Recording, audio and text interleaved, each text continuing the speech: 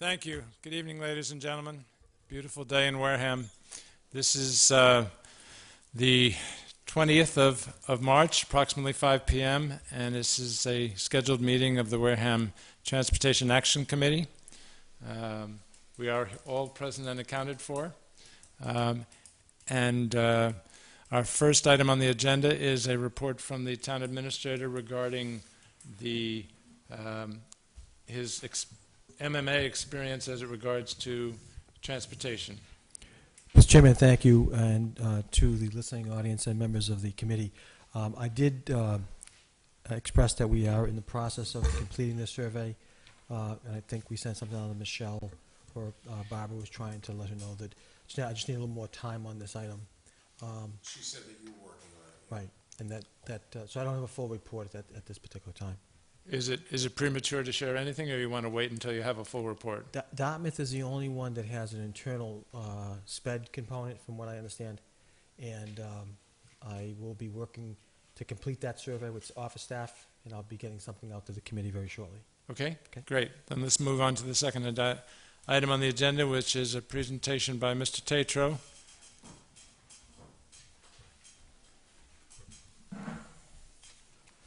I don't think it's so much of a presentation. I think you've all got the documents that I have done over the past few weeks about Plan B, which is elimination of services and the possibility of charging fees.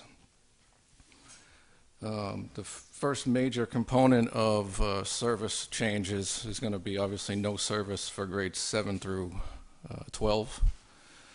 That would allow us to reduce the number of units that we use. I also did a cost comparison just eliminating high schools. That's what the second page of this, the documents that I sent to you were. If we were to eliminate 7 through 12, the other big component before we go on is that we'd have to adjust to a 3-tier system, which would change the school start times. The elementary schools will be going in at different times, one later than the other. That also means that they would be getting home at different times, one later than the other. But if we eliminate 7 through 12, just no buses, my estimate is we could save $131,000 for the year. And that's just based on the elimination of drivers. Miles really wouldn't change too much, so the big savings is really in driver's comp. We do have some expense if we only eliminate the high school, because we still would have to transport approximately 700 students. So we'd have to still use 10 buses at all 3 levels rather than 6 at the high school level, or the middle school level rather. And with that would be an increase in driver comp, and also would put, I'm guessing, about 8 additional drivers into what could be a benefit status. So that would only save about $35,000. And I also did a comparison, just the math for you on what, if we charged fees, what kind of revenue we could get, taking into account that we do have some free and reduced we have to deal with. So it's roughly 50% of the student population that would be eligible. Any questions? Yes, please. I only have one sheet. He said something about a second page. I didn't get a second page. Me neither. It was on the bottom, there were 3 tabs. Oh, I didn't see that. If you I only print. printed the entire workbook, you would have gotten all 3 sheets. I only Is there got any the way to one. get a copy of that now? Thank you. This one I have. Thank you. See, he knew. It's like he knew. The third page is just math. That's what the third page is. It just shows if we charged this much, we would get this much money in bus fees.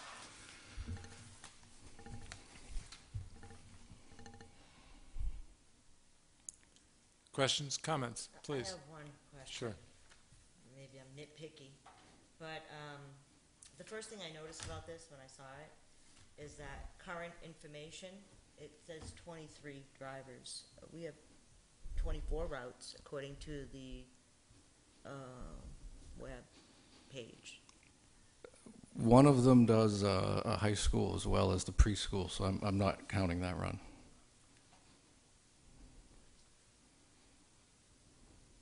I don't understand what that means.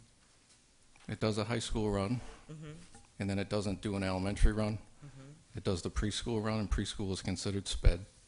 But the high school part of it would still be something that would be adjusted, right? And we also have a bus that doesn't do a high school either on the other end. So this is pretty accurate information for what we're currently doing right now. I'll be happy to add a 24th bus if it's going to make a significant difference. Well, I just want the numbers to be correct. Well, that's what I provided, but I'll be glad to change it to 24. Good. And we'll bump it up, a few dollars.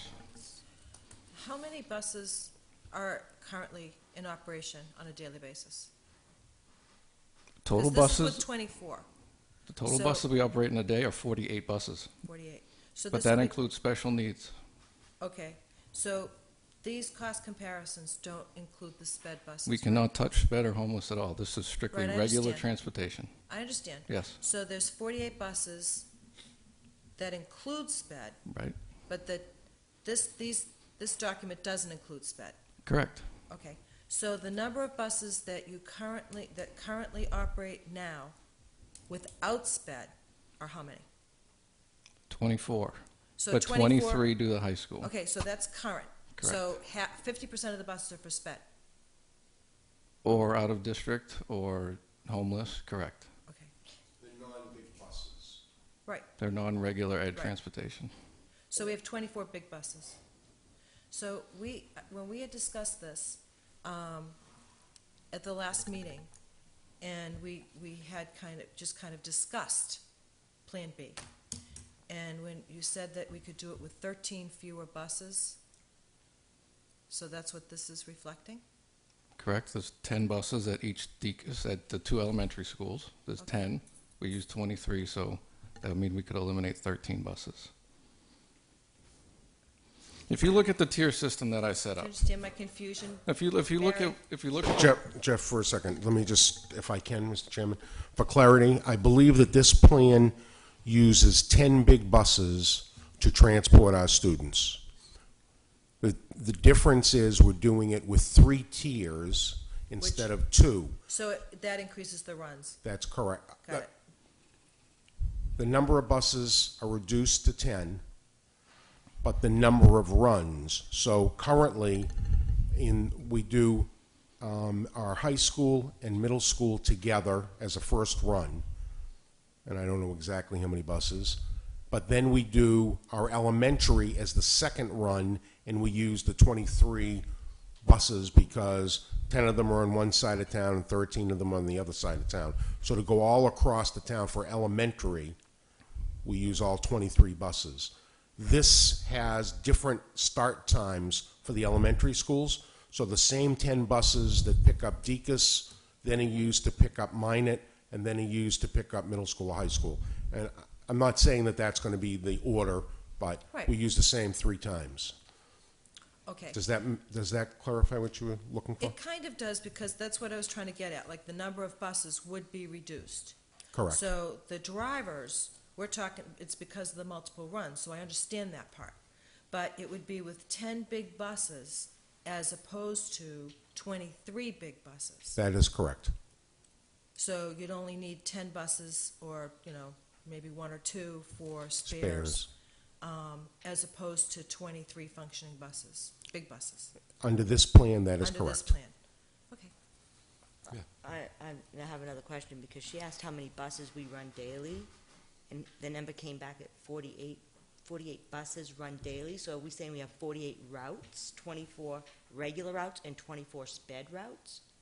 Is that correct? 24 sped routes? we have 48 units, buses, vans, whatever the case might be, that go out every single day, 48 routes every single day. right? Okay.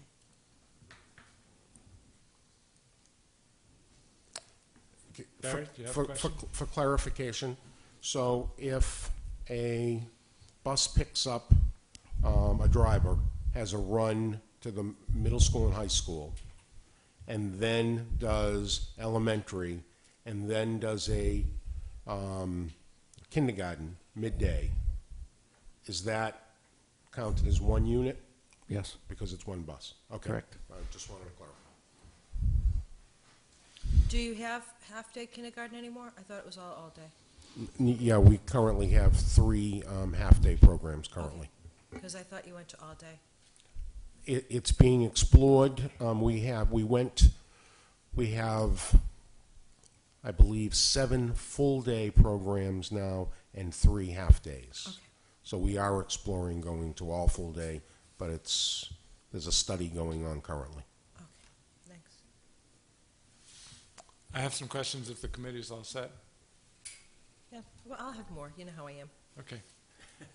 You said something important to me, which was the fleet could be reduced from 23 to 10, but you said the total number of miles driven by the 10 would be approximately the same as the 23 are driving today, which is, I don't know, 250, 60, 70,000 miles a year. Did I hear you correctly? Correct, because those same units would be going to both sides of the town. So we'd be covering the same service area, just with fewer vehicles. So, from a depreciation of our capital resources perspective, this would not have any benefit in the sense that we'd be using up our buses that much faster, Correct. which means that the depreciation that we put into our model now, whether it's 400,000 or 450,000, whatever number we use for a new bus, would not change because we'd just be using up our buses faster because we'd be using them that much more intensely. Correct. We travel approximately 830 miles a day on our full-size vehicles, currently right now. Okay, For the so fleet, Yeah. he's giving for the me fleet. Right? For the full-size fleet. we're talking about the Full-size- regular regular Big- transportation. Correct. Big buses. Big buses. Okay, so, and I may be jumping ahead here, but I'm trying to understand. We've got a warrant article regarding the transportation revolver, and of course we have the debt exclusion. But if the debt exclusion does not pass, then we would be looking to Plan B to support not only the operation but the capital associated with the capital needs associated with the transportation department. So if we're still having to generate, well, let me back up. If we went with the town administrator's level funded budget for transportation, it's my understanding that the only way that would work is if we use the surplus in the revolver to support the operating budget so that it would result in essentially a break-even situation. So that would leave no room for capital. So for this Plan B to work, we would have to generate, using fees and/or service cuts, approximately $400,000 to $450,000 a year, still from those two methods of raising or reducing costs. And you're saying the service cuts, the most drastic one, which is 7 through 12, and the reason it benefits us the most is because it doesn't require any additional benefits to employees. Stop me when I make a mistake. Would generate about $130,000 worth of reduced spending, which would mean that the revolver would be used that much less, so that's the same as generating it for capital. That means we need to generate $270,000 to $320,000 in fees to get to the same $400,000 to $450,000 to replace buses, so we had a fleet that averaged 5 years with no bus older than 10. Have I summarized the situation correctly from your position? The best I can follow all that, it sounds correct. I'm sorry if I was confusing. And we just went a lot of places. That sounds correct. Okay. Now, how much, if we take this third sheet, fees for 1,100 students, which is the approximate number, the maximum number that might be available to pay a fee because of the large number of free and reduced lunch people, as well as the large number of people who literally cannot be charged because they're more than 2 miles away and they're in K through 6. So that's where the 1,100 comes from. So to generate 220,000, which is still not enough, to add to our 130,000, which is the savings from reducing the service, which would get us 350,000, and I apologize for all these numbers. But that's with a no reduction. Right. That would get us 350,000 if we charged the 1,100 students $200 a year, That would get and you, that assumes that all 1,100 don't decide to walk, ride their bike, carpool, correct. or hopefully, obviously, we want them to come to school. That's always a There'd possibility. be no savings with vehicles, because that's with the same number of vehicles. With no reduction in first- service the would get you first one. $220,000. There's no reduction in service. The second level, eliminating 7 through 12, you'd be reducing services Yes. and charging fees. So you'd save the 130 plus, if you charge 200, 135, that would give you 265. Ah, yes, that's a critical point. So I can't use 220 if I'm trying to combine both service cuts and Correct. fees. So to generate, God, so to get enough the service cuts would generate 130,000. To generate another 300,000 would mean that I'd need to charge $600 per child in order to get the capital to provide a fleet necessary to support the average age of 5 years and nothing older than 10.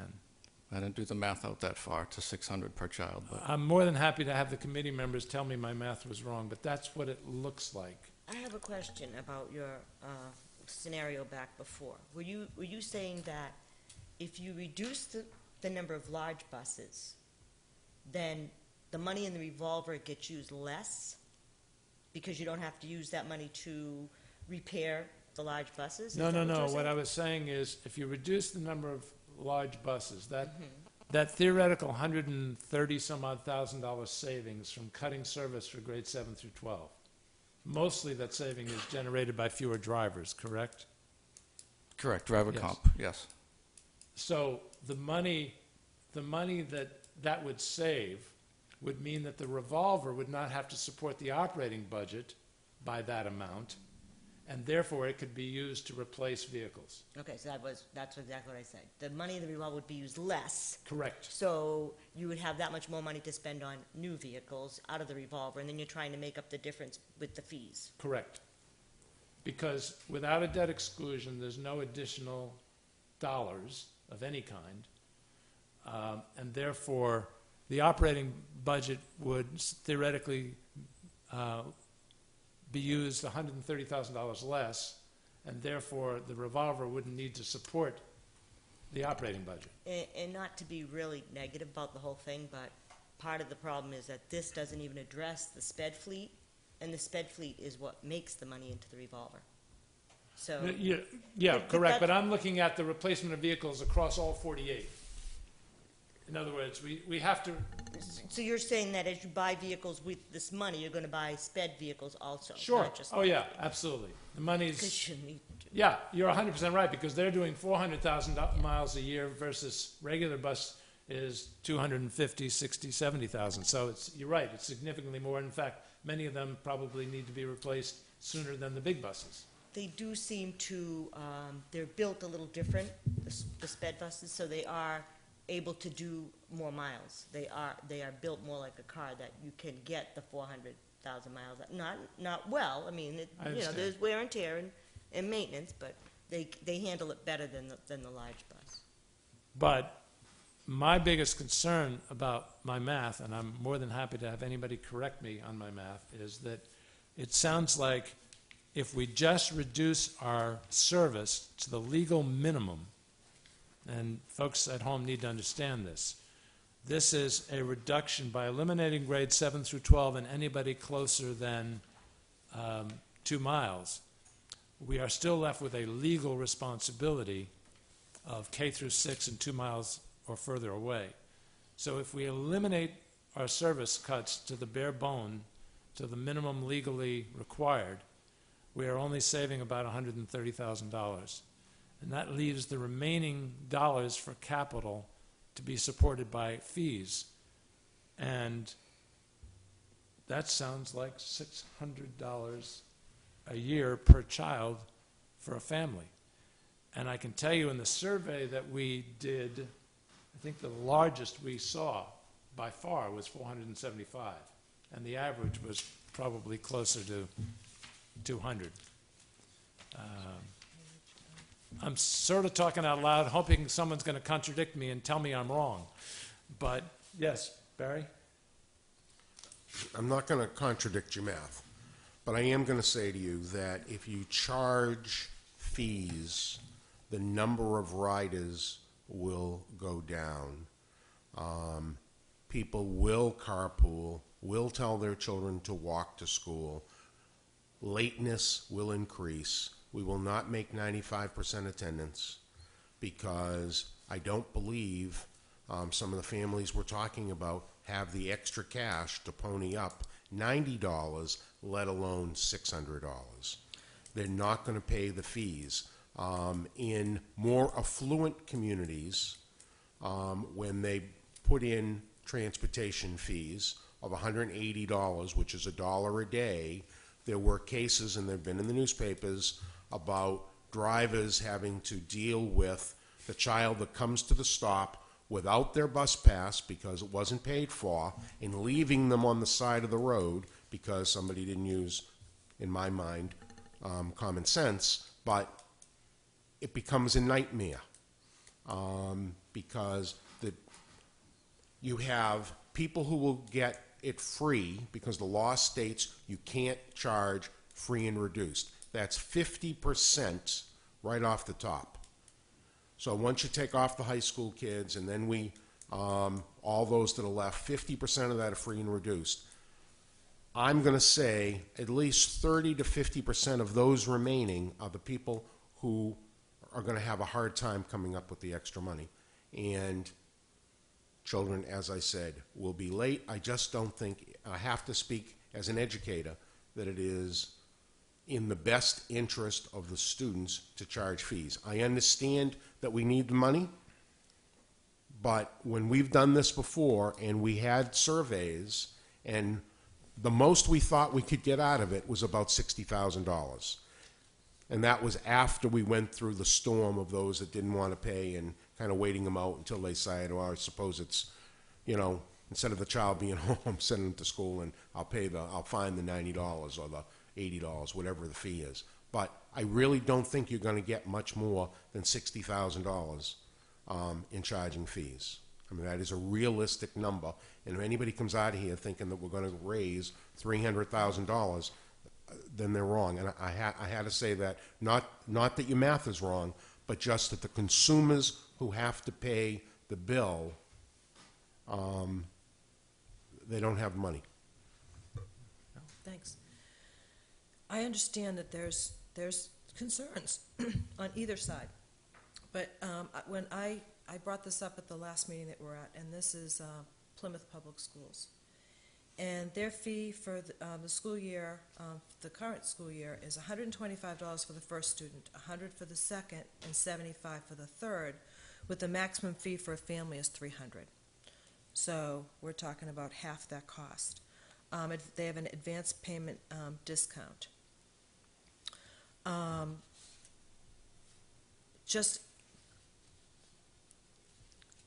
went to school in the city, and we took public transportation, and we had a bus pass, but it was kind of a fee for service because it was a discounted bus pass, and the entire city was like that. So it can be done. Can we back up a little bit and just to educate the public and certainly educate me? What's the purpose of the transportation revolver? It's the transportation revolver. So that's for operational expenses, I'm assuming, and capital expenses. Is that correct? Well, the short answer is that we can, by law, but we have to be careful doing it, generate some revenue. we can't compete directly, it's my understanding, with the private bus companies. We can't go out and say to Bourne, we'll handle your transportation service. But if we're going in the same direction, and once again, correct me if I'm wrong, but if we're going in the same direction, we can say to another community, we'll be happy to pick up your child and take them where you're going, and we'll bring them back because it's on our way. Is that a fair statement Yes. of the law? So the bottom line is, we do have activities that generate revenue. In fact, I think you told me you did a wedding, you Right. know. So there are revenue-generating activities. So the revolver is necessary so that those revenues can be captured, but the revolver also says that the only thing that can be used on is to support the transportation department. So that's why the revolver exists. If we didn't have any revenue, there'd be no reason to have a revolver. We also pay all field trips, athletics, all that stuff gets paid out of the revolver. Right. Gets paid out of it? Right. I thought that children that went on those various field trips and athletic events had to pay.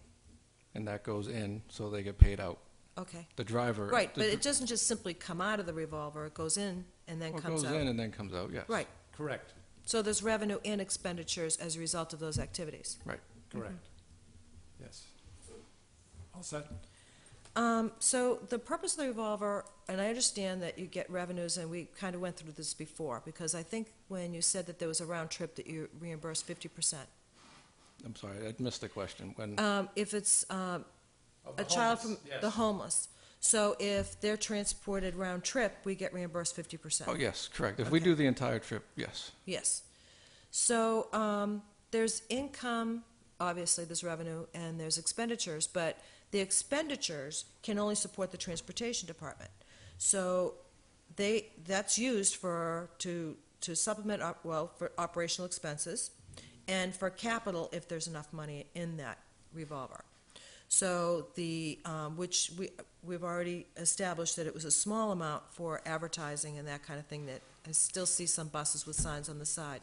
That goes into the revolver. So anything that has to do with the transportation department in any way, so say a member of the community wants to use buses to transport for an event, that's a revolver, because they will pay for that service, it goes in as revenue, but then, of course, you have to pay the driver. Correct. And the the fuel. gas, and the Yeah. fuel, of course. Well, it's certainly cheaper for us to get the fuel than for whoever's having the event. So I guess, I see these revenue and expenditures, and this is a very simplistic question, and I'm not sure you're going to be able to answer it for me. Because I'm just wondering, like, bottom line, how much goes into the revolver? Because I know it's like it's a living account. So it goes in, it comes out, it goes in, it comes out throughout the year.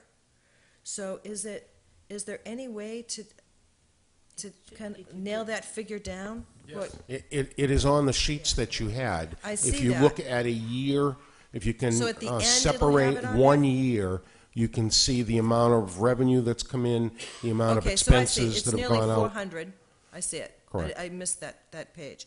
So nearly 400,000 went in, for example, this is, what year am I on? 2000. No, this is FY '10. And then I would go all the way back, and it would be expenditures with 398, so there's like 1,000 left. But because it's a constant account, there's not really 1,000 left. One of the things that we may not be able to pull out unless we've looked at it carefully is that at the end of the year, one of the last expenditures in that is normally whatever the deficit was in the LEA, we pay back. So in last year, which would have been fiscal 11, it was $180,000 that we took from the revolver to put into LEA to make it balanced. So there was basically no money left on June 30th. There were some invoices that came in over the summer, so once you start off, maybe you had, I don't know, $10,000, $12,000. But, so that's and I think Jeff mentioned that before, that's the reason why you have to look at possibly reduce services so that you don't have the deficit, so you Right. can then use that money generated for capital. Capital. I understand. That's the issue. I understand. I absolutely understand. I just don't, I don't see a way out of Plan B. I don't.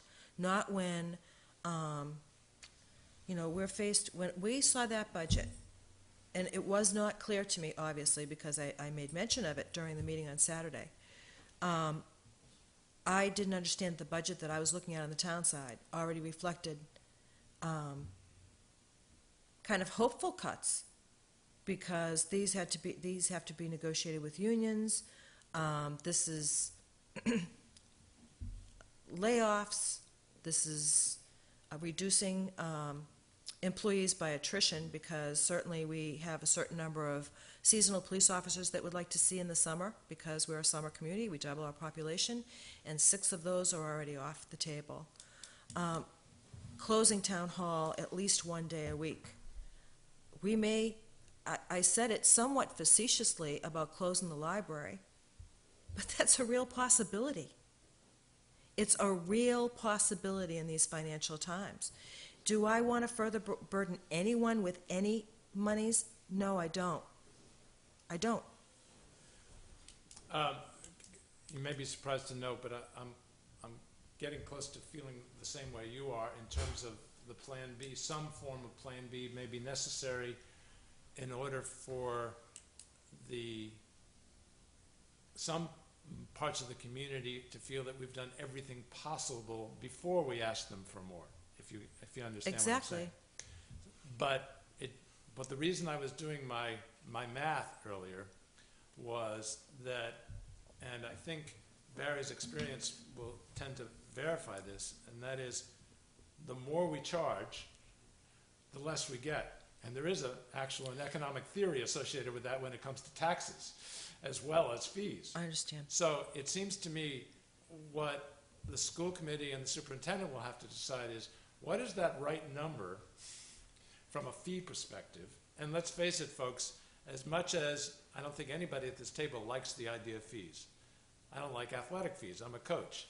I mean, nobody likes fees, period. We would not be the first community to have fees for busing. Even relatively low-income communities can sometimes have fees. So, but I guess my point in saying that is, even if we went to the legal minimum, and that's a whole other balancing act that the school committee and the superintendent will have to figure out.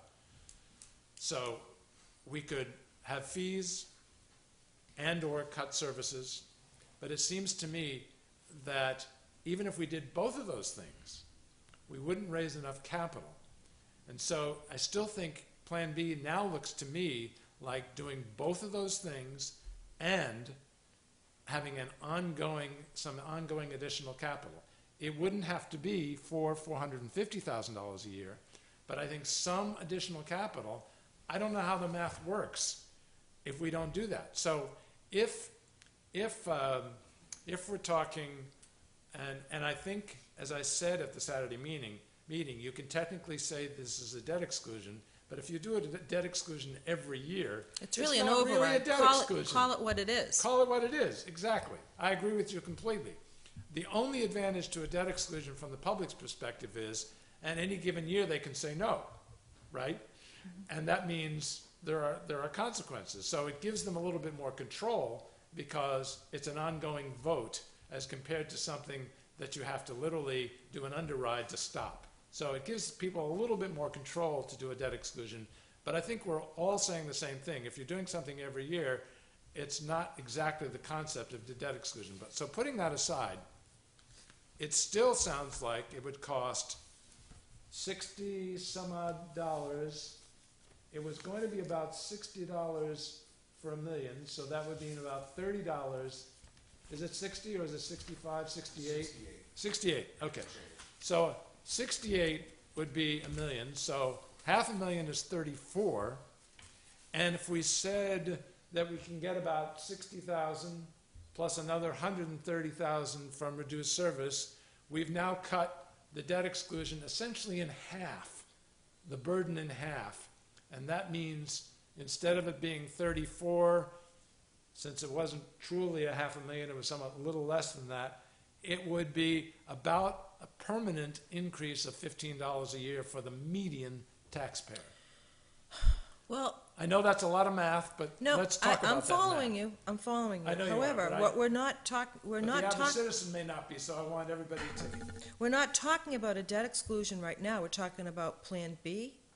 yes, and we're Just, not, just let me finish, and, but I understand how you're Well, can going, you- can taking the you- next step. However, I don't think that even if we say it's 60,000 here, 130 there, we still need to make the cuts. I mean, just Oh, no, like no, we I'm would not do, saying- just like we do with our household budgets. You know, we might, there's many of us that sit there at a certain time of pay cycles and say, okay, I don't have enough for X, Y, and Z, right. but I can pay this down, I can pay this down, I can pay this down. I mean, I've never seen so many financial services company sprout up so much as I have in the last 5 years to assist people in consolidation of their debts. So I think that I don't think we should discount $130,000 here. No, you're missing my point. I'm talking about doing all of the above. Well, I don't think that we can, I think that if there are things that can be done without going to town meeting for cuts, I think has to be done, because you're hinging it on not only town meeting, but you're hinging it on a ballot question, Okay, so, yes, I agree with you 100%. which could be no and no. Okay, but, yes, but I'm literally saying the community is up against a legal requirement. Here's what I mean by that. Yep.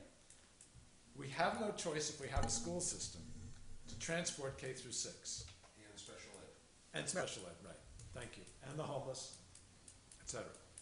So we have that legal requirement, and what we're saying is, just to fulfill the legal requirement, and to have a bus fleet that meets minimum standards, we have to both cut services that currently exist, add fees that don't exist, and ask people to come up with about $15, the average taxpayer, $15 a year in addition to all of those things. What I'm saying is, and I didn't know this when we started this process, but what I'm saying is, it appears that Plan B now has to include that additional revenue, or else we literally don't meet the legal requirement. Why doesn't it come from somewhere else in the school budget? It is the legal obligation of the town to provide for transportation. Yeah, but- Non-net school spending can't be mixed. So the town, yeah, but aren't you asking for an increase in that? We're really sort of going beyond what I thought the scope of this meeting was No, going to be. I mean, people out there are asking the questions to me, and I don't know the answers, so I'm asking you. Okay, I hadn't even thought about mixing non-net and net budgets. Candidly, in total candor, I hadn't thought about that. If what you're saying is we need to cut the school budget to support the transportation budget, that's a whole nother kettle of fish, if you will. And, Well, if legally it can't be done, that's the end of it. well, no, That's the end of the conversation. well, it can't be done from the point of view of there is a minimum. There is a minimum net school spending number that is calculated. Right. And we actually don't know that because, as Barry mentioned on Saturday, that is literally, in the end, calculated almost retrospectively because of the in-kind number is a negotiated amount, and Mark knows this well. So we don't really, no one can give you right now what the minimum is. You can estimate to some extent, and the minimum may very well be higher than the number that's in the budget today. Not the school committee's budget, but in the town administrator's budget. But I wasn't going there in all candor. I'm not saying you can't go there, but I wasn't going there. No, I mean, I don't know. How would I know what is, I mean, that's why we have a superintendent of schools, and that's why we have a town administrator. That's why you have a financial officer, that's why we have the town accountant and treasurer, et cetera. But, so, there is no possible way that the school department can increase, does the school department contribute any monies towards the transportation? Zero. Zero. So it's They're all, legally so it's separate. all town, non-net contribution, and the revolving fund. Correct. That's the entire source of revenue for the transportation department. Correct. They legally can't mix. As a matter of fact, that's why we charge the high school for athletic trips, because it's literally non-net versus net. Right, I understand. Well, I mean, charging athletic events is of course, historic to even when I was young. Right. That was a long time ago. Mary Jane, did you have a? I have a question, yeah. You keep talking about the $15 per household a year.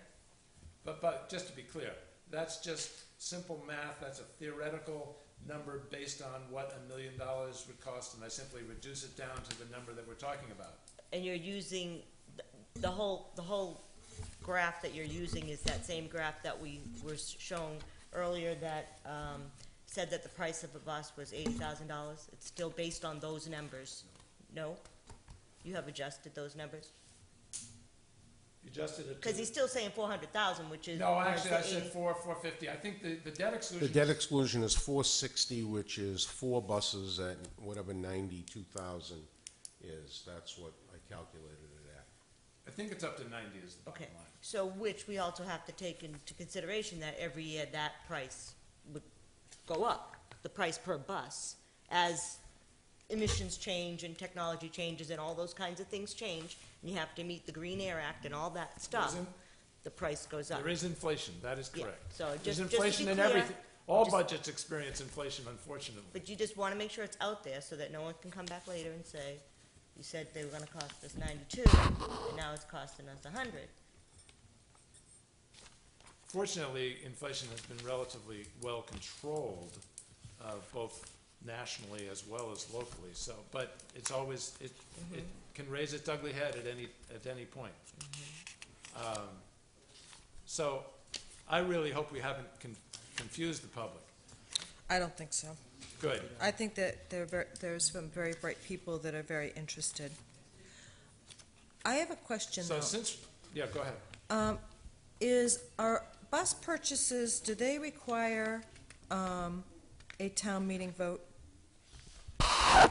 We have taken the position, as of this year, that they do. Now, to be clear, we have purchased some buses using revolving fund dollars in the past because we've had a legal opinion that as long as the money was being used to solely support the transportation department, it was appropriate.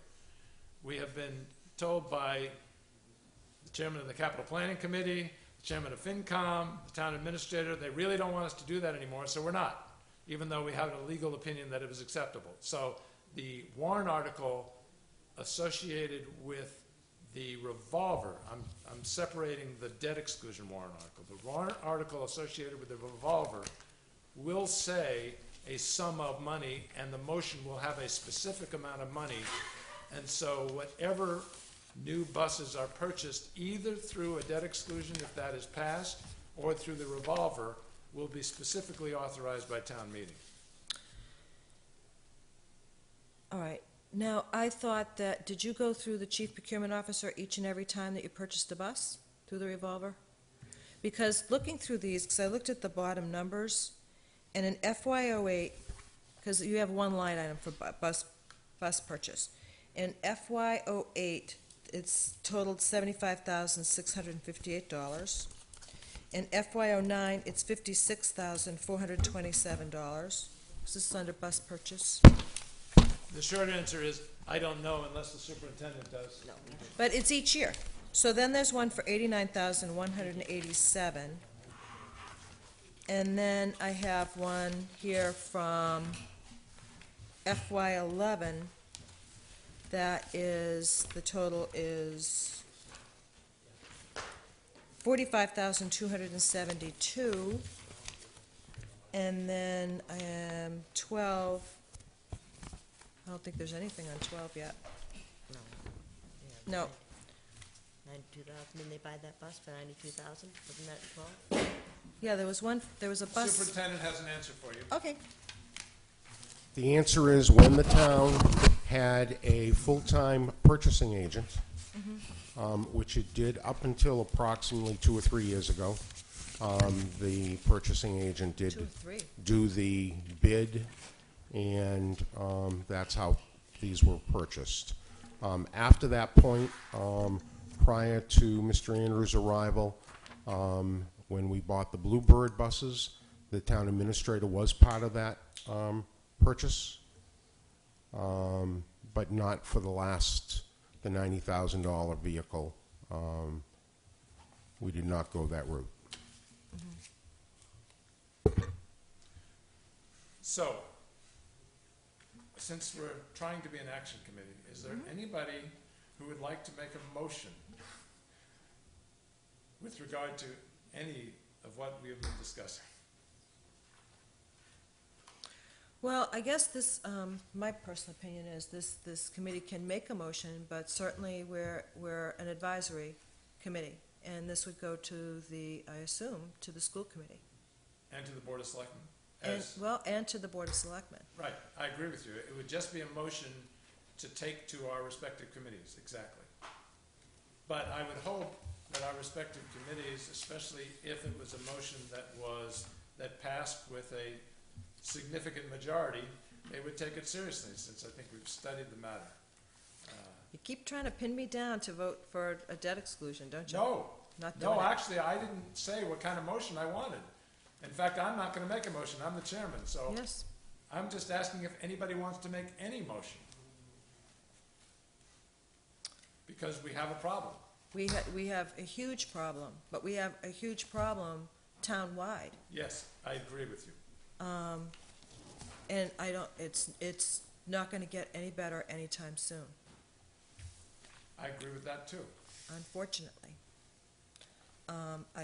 My hope is that it will get better, but it's gonna take time. Took time to get here. But as chair, I'm not making motions, so I'm asking any member of this committee if they'd like to make any motion. I'll make a motion. I'll make a motion that the school committee consider a recommendation from the Transportation Action Committee to charge a fee for service, eliminate transportation of grades 7 through 12. What was the third part of that?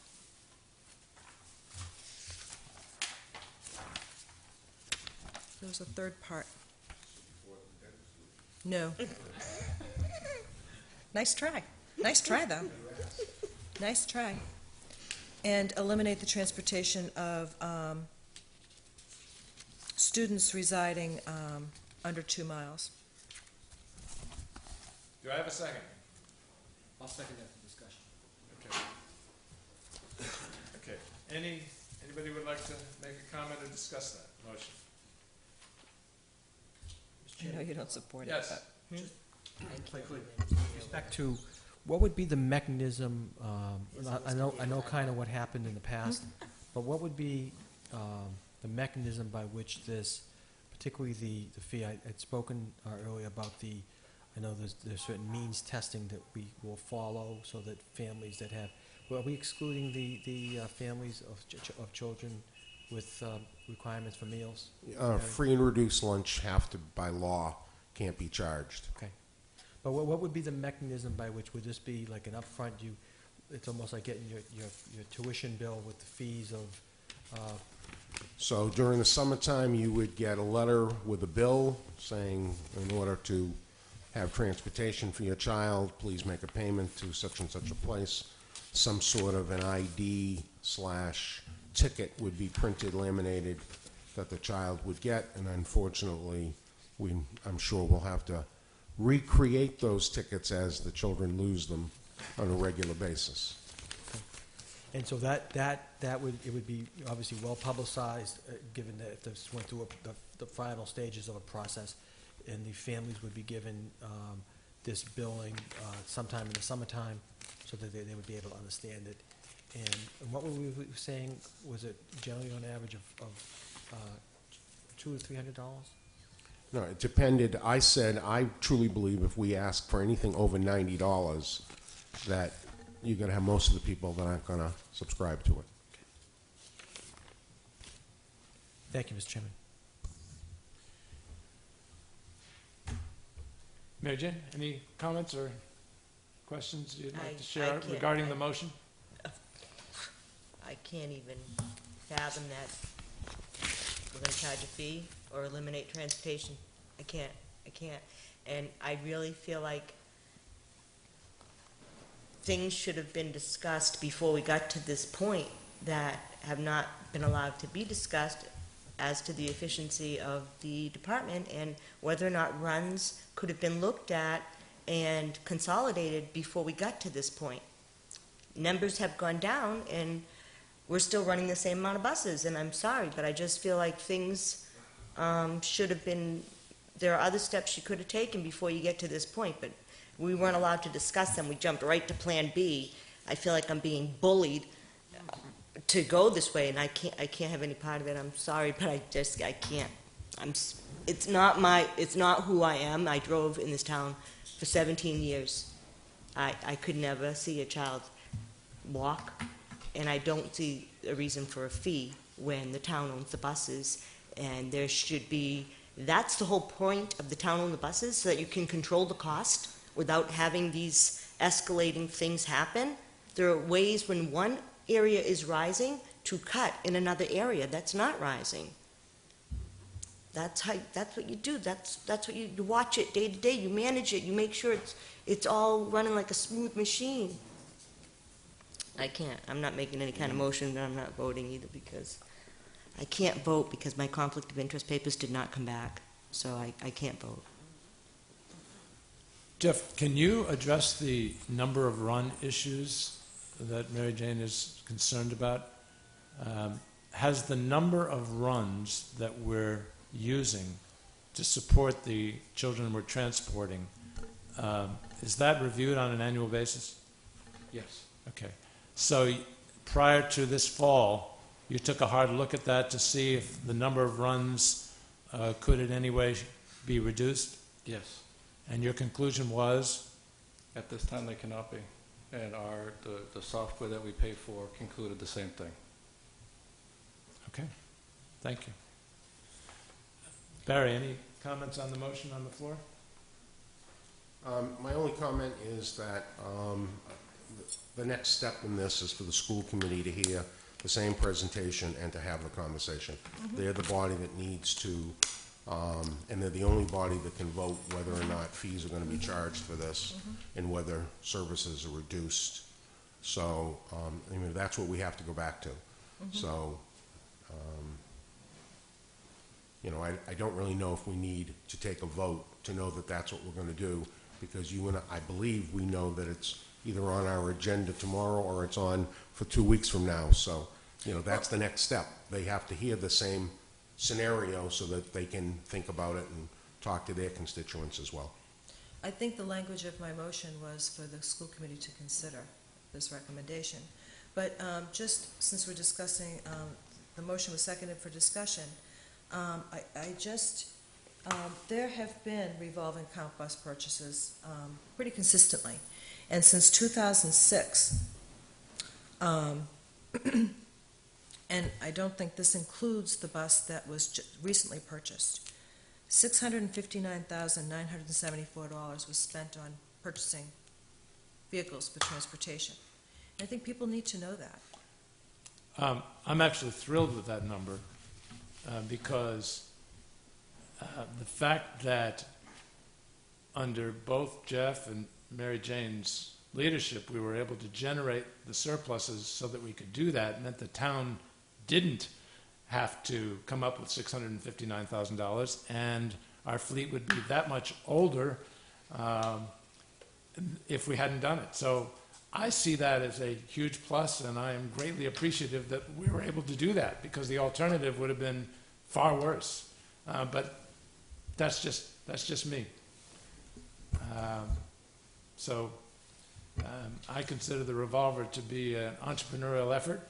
Right, but I think that if people feel that they're informed, that even if there was some sort of report at a school committee meeting about some consistent expenditures and revenues with the revolving fund, they would feel included and informed and be able to feel that they could support some decisions that have been made and those kinds of things. Well, I think what's more difficult is people have questions, but they don't know what questions they are. I know that doesn't make any sense. But if they feel like, okay, this has been going on, but how come I didn't know about it? Then it's an automatic suspicion. I'm not saying that's right. I'm certainly not saying that's right. But if they feel like they're being consistently informed, you generally get more support. I don't disagree with that. I mean, the school committee gets a report on all the revolvers on a regular basis. But the townspeople don't, or do the parents? It's public information. I mean, Well, yes, but you know what I'm saying. I do think it's interesting, and I agree with you. There are a tremendous number of smart people out there, but I differentiate between ignorance and intelligence. Ignorance Yes. just means you don't have the Dad, knowledge. you don't have the information. Right. Absolutely. So when I see a comment in one of the local newspapers that they think we ought to solve this problem by privatizing, to me, that's a remarkable statement, because there's nothing I'd like more than to solve this problem by privatizing. That's only been tabled, right? Excuse me? Privatizing has only been tabled, really. Well, tabled or not tabled, as This year, it's out of the question. Just to let people know, well, there's no money. that's my point. There isn't enough money to privatize because it would cost more to privatize than to continue along the path we're on now.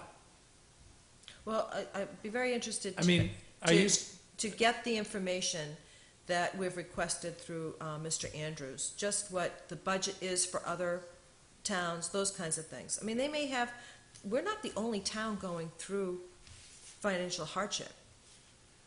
I'm reminded of the conversation that I had with someone recently. It had to do with my concerns about Upper Cape. And people rubber stamp the Upper Cape budget routinely because they just see it as an expense and they move on. But they're relatively affluent communities. They don't have that many children at Upper Cape, and they just pay the bill. If we privatize transportation, that's exactly the kind of situation it would be. We'd get a bill. It would be perhaps for a 3-year contract. Yes, we could renegotiate it, but of course we wouldn't have any assets and we wouldn't have any leverage to say, no, we reject that bill and we'll do it ourselves, because the cost would be enormous to reestablish a department. And we'd have to come up with that money. And so, to me, the idea of privatization is very concerning. Mary Jane? You know, I have a really big question, because a while ago you mentioned, Ellen was asking some kind of a question. You said something about you didn't know if that was really the scope of this committee. And then Ellen brings up about privatization being tabled, and it's like you're kind of vague about it, whether it is or not. What is the scope of the committee? Because I thought that's what the scope was, to decide whether or not we go private or we keep it in-house. If that's not what the scope is, could you tell me what it is? No, I agree with you. That is absolutely within the scope of this committee. What wasn't in the scope of this committee, I didn't see the transfer of money from net school spending to non-net as a way of solving the problem. That was what I questioned about the scope. Okay, so then if the scope of the committee is to decide whether we go private or whether we keep it in-house, Right. don't you have to look at how efficient the in-house operation is? Because as you said, when you go private, they can hand you a bill and you've got to pay it. Well, when you keep it in-house, if you don't keep it under the microscope, it can just escalate right up to level with the private. Yes, it can. And if we had bids that suggested that it happened, I would be the first one to say, gee, maybe we ought to private, because the difference between public and private is almost non-existent, and why take on the headache? But we don't have that situation. Yet. Mr. Chairman? Yes. I'm sorry, but with all due respect, Mrs. Driscoll did say that she couldn't vote because she had not gotten her letter back. I'm feeling that it is inappropriate for the past transportation manager to be talking about the efficiencies with the current transportation manager sitting there. It has nothing. That is absolutely wrong. Again, you are correct. We were here to talk about privatization. We came to the agreement, I thought, even though we tabled it, that we didn't have the money to do it. We then talked about Plan B. To go into the efficiencies of this and not look at somebody else's past history and what their efficiencies were, I think is inappropriate. They don't belong at the table. I'm sorry. I'm going to cut it off. Okay, we have a motion on the table. Mr. Wait a Chairman, minute. Yes. if I could, please. Jeff was kind enough to share with me because I have you back at the office, but could part of the motion reflect also, and maybe this has already been looked at, if we're in the transportation business, and I just scanned this, there's a number of nonprofits and other entities that we contract with for our buses. Is that fair to say, Jeff? In what capacity? Well, I'm just saying some, the Boys and Girls Club. Yes, we do work with them, yes. Okay, and I'm not, believe me, my good friend Barbara Sullivan's going to hear this, but could we look at, if we are in this together, and we're providing a service to these individuals with the insurances, with the reduced costs for fuel and other types of, other types of public benefits, is there a way we could look at those and maybe extrapolate or project out that say we increase their cost of doing business with us by 10 or 15%? I'm not sure what that would get us, but I'm just saying there's a fair amount of activity, as I could see, going back 5 fiscal years. Just real quick, because it had occurred to me as we were talking earlier, that if we are in the public business, it would make sense that everybody pulls their weight to ensure that we have that new fleet. They have invested interest going forward that those buses are brought up to the 5-year level and are obviously inspected and meet state approval. Does that make sense to maybe just look at that to see if there's a way to increase those costs before we put the $90 on the families that are out there that may have some difficulty paying for it? Is that something we could look at? Of course it can be looked at. We've increased costs for nonprofits already. You have? Of course we can look at increased costs for nonprofits. Okay. When was the last time you increased the charges to these, doesn't have to be nonprofits, could be anybody, but the charges you quote to people who want to use your services, when was the last time they were reviewed and increased? I review them at July 1st, end of the fiscal year going into the next. Okay, and were they increased in July? The profits were increased this Profits? I'm sorry. A company that's out for profit, a Makepeace, for example, a charge that was increased. The nonprofits typically will sit down with the director, person in charge, and we'll discuss it from there. I do not believe that there was an increase in the Y or the Boys and Girls Club this past year. Yeah, and please, I'm going to excuse myself from that comment. I will pick on somebody else here, but there are a number of community-based organizations that, it seems to be tens of thousands of dollars that we could perhaps look at as a method by which to say to these groups, many of which, by the way, get some form of grant funding or some other type of some other type of nonprofit revenue. And if our cost of business is going up, the price of gasoline is going up, would it make some sense to maybe look at that, before we acted upon the $90 or whatever the fee would be? I mean, that would be my suggestion, Mr. Chairman. Okay, we have a motion on the table. Further discussion? Yes.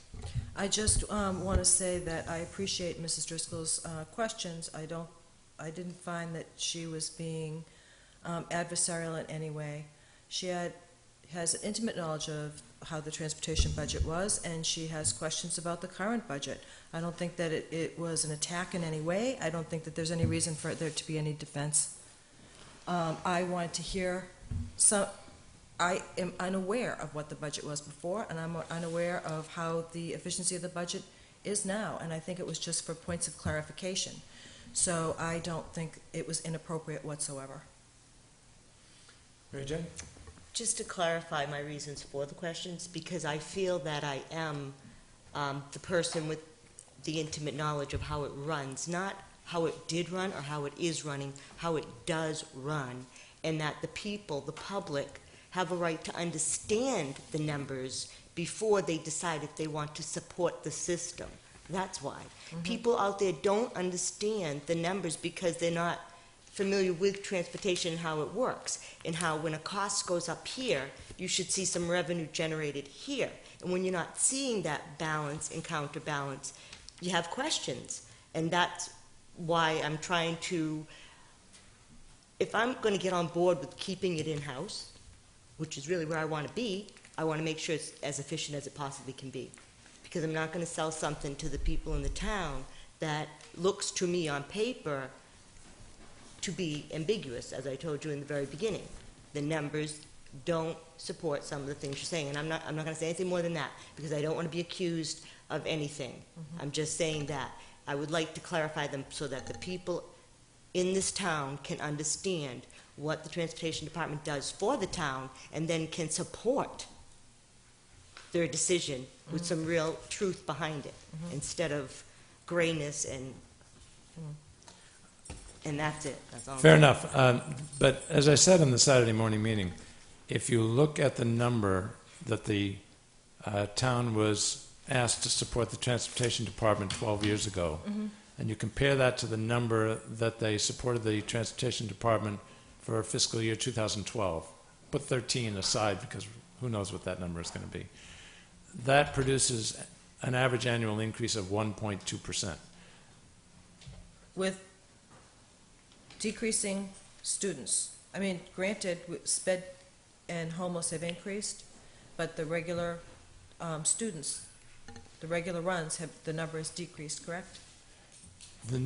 From that time. Yeah, the problem with, I think your point is well taken as it applies to net school spending, but because we're actually providing a much different level of service than we were 12 years ago, the homeless and sped population has dramatically increased so that we're now doing over 400,000 miles a year, where it was dramatically less than that in 2001, for example. Right, but there's 600 fewer students. Actually, it's a little less than 500 fewer students. An interesting note about that, because that concerns me too. If we took all of the students that are going somewhere else, most of it is parochial, but if we literally captured every student that could be going to Wareham Public Schools, it would only make up for half of that a little less than 500 student deficit. So the fact is that the town, in terms of the demographics of the town, is just changed. We simply have fewer children living in our town, regardless of where they're going to school. So it's not that 500 kids are deciding to go somewhere else. It's literally half that many. And of course, some percentage of them are always going to parochial schools and private schools and not so much charter. So your point is well taken, but I think because of the nature of the service has changed for the transportation department, it makes a pure apples-to-apples comparison of cost per student, if you will, not nearly as meaningful as it would be in the net school spending budget. Right, but however, I mean, the people that we're asking to support debt exclusions and overrides, our community, 50% of our community is seasonal. And then I'm not sure, I can't remember the census data off the top of my head, but we've got a huge number of retirees or empty nesters. So the majority of the people in the town that would be paying into this don't have a student in the system. I actually asked that question of a number of school committee members at an organizational meeting I attended, not a meeting of school committee members I attended recently. And it turns out that our demographic of, I think one of the organizations that recently reviewed us said that it was about 35% or so that had a vested interest in the schools. Turns out there are lots of communities where the number's a lot lower than that. I was surprised to learn that. So, and yet they are seeing overrides, debt exclusions as a good investment. Now, they may be much more affluent. I am never going to be a person who judges a person's individual financial decisions. The fact that I think education is a great investment doesn't mean that everybody else can necessarily afford to make it a great investment. But I do think the demographics are less a factor than we might think compared to other communities. But back to transportation. Since 2007, essentially half of the comparison between 2012 and 2001, the nature of what the department has had to do has changed and become more expensive, and yet we've still managed to keep it at 1.2%. So I think that's a tribute to all present and past managers of that department that they were able to do that. Okay, we have a motion on the table. Mr. Chairman? Yes. If I could, just one footnote to your comments earlier, because I just want the listening public, and this is in my budget message that I submitted to the school committee and to the Board of Selectmen back in December. And it's really, it paraphrases what the Mass Taxpayers Foundation has found, that cities and towns on unrestricted local aid has gone down over 30% over the past 3 to 4 years. So for us to come up with the 1.2% or whatever it might be, and I can't speak for anybody else except for myself, is really trying to make the best effort towards, once again, a growing issue with regards to very volatile costs that included gasoline, insurances, labor. So I just want to make that clear, that is something that we knew about back in the fall, that report was done, and is a very pretty much a salient report as to what cities and towns are facing. Not that we didn't want to put more in, it's just that local aid used to be something close to $3 million, and unrestricted local aid right now is $1.552 million. So that's where we are. I don't blame anybody at this table or listening here. It's something that just to be worked on in Boston with regards to, and we know we have a litany of issues that could help us be better reflective with regards to aid from the state. But I just want to make that clear, because that's something that is still sticking in a lot of people's sides as it relates to the dollars that we get from the state and how they're being used. Thank you, Mr. Chairman. And I agree with you, and even more to the point, when I was on the FinCom, we were getting $250,000 a year in transportation aid, and that's disappeared. Gone completely. So it's just gotten tougher and tougher and tougher, and as you said earlier, I don't see it getting a whole lot easier in the near future. I've been trying. We have a motion on the table. Is there anything else that people would like to say? Okay. The only thing I would like to add, I know, don't smirk. I'm not going to be able to support the motion, and the reason is simple, is because I don't think it solves the problem. Because there's just not enough money generated by what the motion asked for to literally solve the problem of the transportation department. That does not mean that it may not be necessary to do some of the things that you mentioned, but I think for me to get behind a motion, I need to have it be a plan B that actually solves the problem. All those in favor? Aye. Aye. All those opposed? Aye. The motion does not carry, but the school committee will certainly consider it. That was the motion. Was the school committee to consider it? Well, we feel compelled to consider it anyway. Good. Mr. Chairman, if I could, just real quick. And I understand what you just said, but it's kind of endemic to the issue, not only for capital in the school department, but capital across the board in this town, that if we don't take some steps in certain directions, do certain things, in my humble opinion, we're going to stay in the mode where we are and not make some advancement forward. And I'm not saying we need to solve all of the problem here tonight, but the idea would be, as I expressed on Saturday, very interesting meeting, that hope is where we need to be at. We need to be able to build going forward the best possible plans that we can. And once again, I'm not going to pick on the Boys and Girls Club, but I see some nonprofit and other agencies that are getting thousands of dollars worth of services from us. And I'm not sure what, if our costs went up 10%, I'm not sure we charge them an extra 10%. I think we ought to look at that and some other things.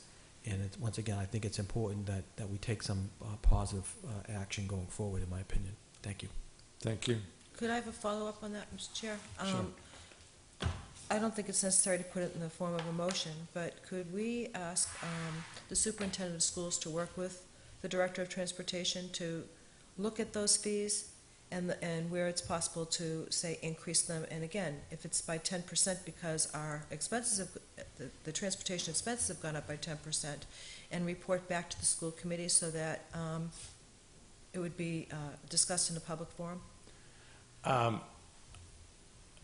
We could, and I appreciate the fact that you didn't put it in a motion, and I suspect it's going to come up tomorrow evening. Good. Thank you. Mr. Chairman? Yes. I'd like to talk about meeting schedule.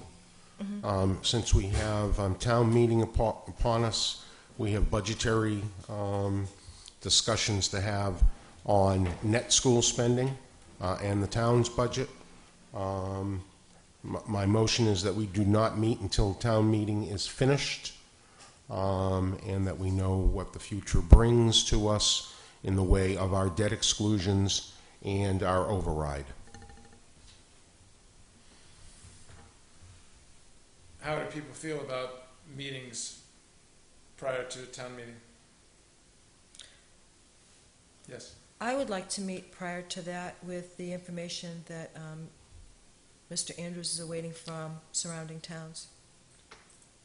There may be, certainly, again, other towns are facing the same financial hurdles that we are. So there may be there very well may be some information there that we can use for our community. So I would like to meet prior to that so that we could see that information that Mr. Andrews is awaiting. Then I will leave it to Mr. Andrews to let the chair know when he's ready to present. That's great. Anything else? Just be aware I will be unable to meet through the 8th through the 22nd of April. Motion to adjourn. Second. We're adjourned. Thank you. Thank you, Steve.